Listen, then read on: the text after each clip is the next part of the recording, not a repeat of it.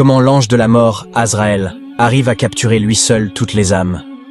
Alors, mes amis, vous avez dû penser à un moment ou à un autre que comment l'ange de la mort prend à lui seul l'âme de tous les êtres humains.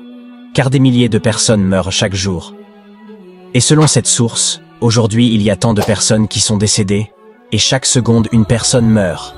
Et parfois, quand il y a une guerre, des milliers de personnes meurent chaque seconde.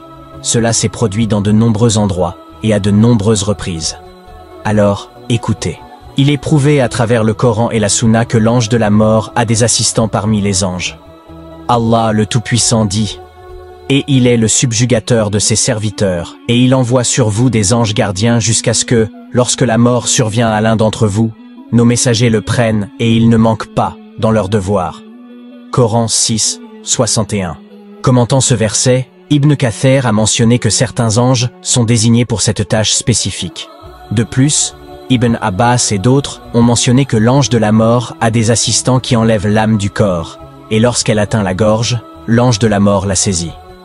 Cela a également été indiqué dans un hadith rapporté par Abu Huraira, dans lequel le prophète, sallallahu alayhi wa sallam, a dit qu'au moment de la mort de quelqu'un, les anges l'entourent. S'il est juste, ils disent « Ô bonne âme, sors de ce bon corps ».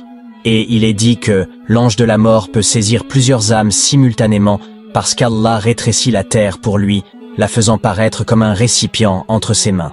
Cette idée est basée sur des hadiths rapportés par des érudits islamiques tels qu'Al-Qurtubi et Ibn Kathir. J'ai une petite question pour vous.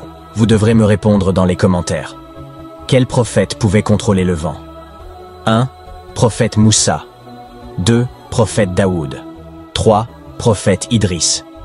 4. Prophète Suleyman.